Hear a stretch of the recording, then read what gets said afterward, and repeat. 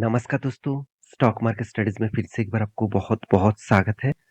आज यहाँ पे मैं डिस्कशन करूँगा एक ऐसे कंपनीज़ के बारे में जो देखा जाए तो एक मतलब पॉपुलर कंपनी भी है और जो देखा जाए तो अ, सिर्फ़ एक कंपनी नहीं है, दूसरे कंपनी के साथ जुड़ के भी मतलब एक साथ मर्ज होने का फैसला भी लिया है।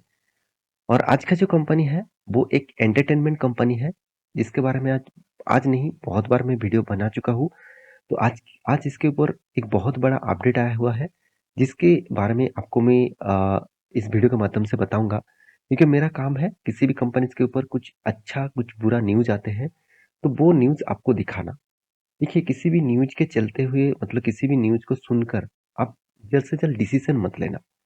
आपको सोचना है as a long term thinking के हिसाब से, कि आज जो न्यूज़ आया, अगर वो खराब न्यूज़ हुआ, तो क्या उससे एग्ज़िट होना सही होगा? क्या लॉन्ग टर्म के लिए वो खराब सिनेरियो चलेंगे? और आज का दिन का कोई गुड न्यूज़ हो, तो क्या वो लॉन्ग लॉन्ग टर्म के लिए चलेंगे? ये सब कुछ आपको पहले सोचना पड़ेगा। तो मेरा काम है आपको ये सारी चीज़ दिखाना और डिसीज़न लेना आपके हाथ में होगा। आपके शेयर के ऊपर आप होल्ड करेंगे, कि बाय करेंगे, कि सेल करेंगे। देखिए, आप मेरे वीडियो देखेंगे तो आपको खुद पता चलेगा कि एक्चुअली आपको करना क्या है। तो चलो देख लेते हैं आज के टॉपिक के बारे में, आज की वीडियो के बारे में। वीडियो शुरू करने से पहले मैं रिक्वेस्ट करूंगा, चैनल को सब्सक्राइब नहीं किया तो जरूर कर लेना। टेलीग्राम को ज्वाइन नहीं किया तो जरूर कर लेना। आप लर्निंग और अर्निंग करना चाहते हैं तो आपके लिए नीचे टेलीग्राम के लिंक दिए गए हैं, जो बेस्ट लेवल का टेलीग्राम का लिंक है। तो चलो देख लेते हैं आज के स्टॉक के डिटेल्स के बारे में। तो कंपनी का नाम कौन सा है? कंपनी का नाम है पीवीआर। आप सभी जानते हैं पीवीआर और आइनॉक्स, तो दोनों कंपनी एक साथ क्या करने वाले हैं, जुड़ने वाले हैं। बहुत दिनों तक आपने इस न्यूज को देखे होंगे, तो जल्द से जल्द इसका फाइनली अनाउंसमेंट आपके सामने आ जाएगा। अभी मैं बात करूंगा इस पीवीआर के बारे में। तो पीवीआर के बारे में बात क्यों करूंगा, सबसे पहले वो जानना जरूरी है कि पीवीआर के ऊपर ऐसे कौन सा वो न्यूज आया जिसके चलते हुए पीवीआर में एक पॉजिटिविटी देखने को मिला, एक पॉजिटिव मोमेंटम देखने को मिला।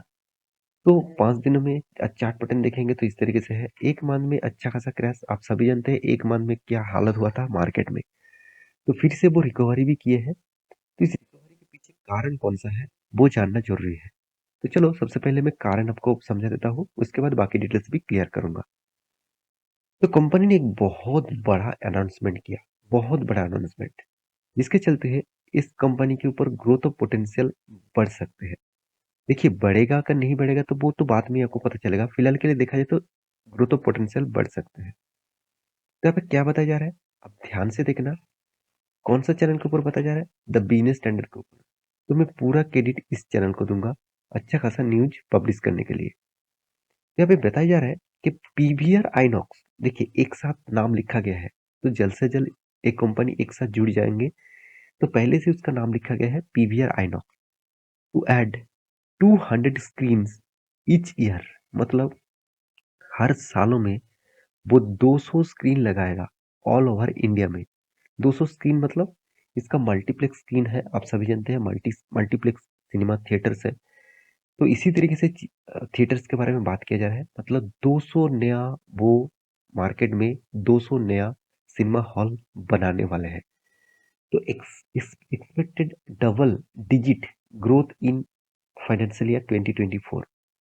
तो कंपनी जो टारगेट रखा है, मान के चलिए कंपनी का इस बार प्रॉफिट हुआ, मान के चलिए 500 करोड़।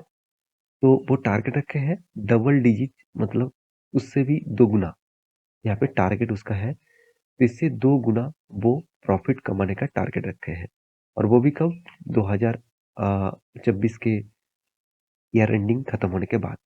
मतलब अभी तो 2023 चल रहा है, तो 1 साल अभी भी बाकी है। इस 1 साल के अंदर-अंदर 200 जो स्क्रीन लगाया जाएगा, उससे कंपनी टारगेट रखे है डबल डिजिट होगा। देखिए, अगर कंपनी का बात सही हुआ, अगर कंपनी जिस तरीके से सोचकर काम कर रहा है, अगर सही में इस तरीके से बात काम हुआ, तो इस कंपनी के ऊपर ग्रोथ पोटेंशियल बढ़ जाएगा। देखिए, बहुत सारे लोग ये भी कहते होंगे, मैं भी आपको बहुत बार बोल चुका हूँ कि आज लोगों के पास टाइम नहीं है। फिर भी मेरे घर के कुछ दूरी में ही एक सिनेमा हॉल्स है। मैं देखता हूँ जब कोई नया सिनेमा आ जाता है, तो बहुत ज़्यादा भीड़ लग जाते हैं। तो अभी भी हाँ, पहले क्या होते थे, कोई भी सिनेमा लॉन्ग टर्म के लिए चलते थे, 1 मंथ तक चलते थे। आज वो नहीं चलते। आज कुछ सिनेमास 1 हफ्ते, 2 हफ्ते के लिए ही चलते हैं। हाँ, अगर ब्लॉकबस्टर और अच्छा खासा सिनेमा हो, तो 1 मंथ तक चल जाते हैं। तो पहले तो मैं देखता था, जब कोई सिनेमा हॉल में आते थे, तो 3-4, 6-6 मंथ तक भी चल जाते थे। ऐसे भी बहुत सारे सिनेमास हैं। तो इसका मतलब क्या है? लोगों के पास अभी टाइम नहीं है। फिर भी लोगों के पास एक टाइम तो बचता ही है। एक हॉलिडेज़ और कुछ एंटरटेनमेंट करने के लिए उसको कहीं न कहीं जगह पे जाना ही पड़ता है। और सिनेमा हॉल्स एक ऐसा जगह है, जहाँ पे आपको सिनेमा हॉल के साथ-साथ शॉपिंग मॉल एक साथ जुड़ा जा रहा है। तो जिसके साथ आपको दोनों ही फ़ायदा मिलेगा एक ही जगह पे जाके जाकर। हाँ, किसी भी अ, मतलब घर के लड़कों के लिए फ़ायदा नहीं है, क्योंकि आप आपकी फैमिली अगर जाएँगे तो आपका खर्चा ही है, आपके लिए कुछ फ़ायदा नहीं है, तो माफ़ी चाहता हूँ। तो यहाँ पे देख सकते हैं, कंपनी क्या बता रहा है? यहाँ पे देख सकते हैं, leading multiplex operator PVR is working on getting economics of scale, मतलब इकोनॉमिकली स्केल में ग्रोथ करेगा। देखिए, मैं पहले भी सोच रहा था कि ओटीटी प्लेटफ़ॉर्म मार्केट को खा जाएगा। ऐसे बिल्कुल भी नहीं। आज ओटीटी प्लेटफ़ॉर्म जिस तरीके से मार्केट के ऊपर छाए हुए हैं, उस हिसाब से तो पीवीआर, आइनॉक्स जैसे कंपनी को तो बंद हो जाना चाहिए था। मगर बंद नहीं हुआ, वो कंपनी टारगेट और बढ़ा दिया है। इसका मतलब उसका तो बिज़नेस बढ़ रहा है ना, इसीलिए तो वो टारगेट बढ़ा है। अगर मान के चलिए आप पहले 5 क्वांटिटी बेचते हैं हर मंथ में, अगर आपने देख लिया कि 5 से 7 क्वांटिटी बेचने लग गया, तो आप ज़्यादा माल रखेंगे कि नहीं रखेंगे? ऑब्वियसली रखेंगे, सेम टू सेम यहाँ पे भी हो रहा है। तो आफ्टर द मर्जर ऑफ अभी देख सकते हैं rival INOX and PVR expected to double digit growth in top line 2024।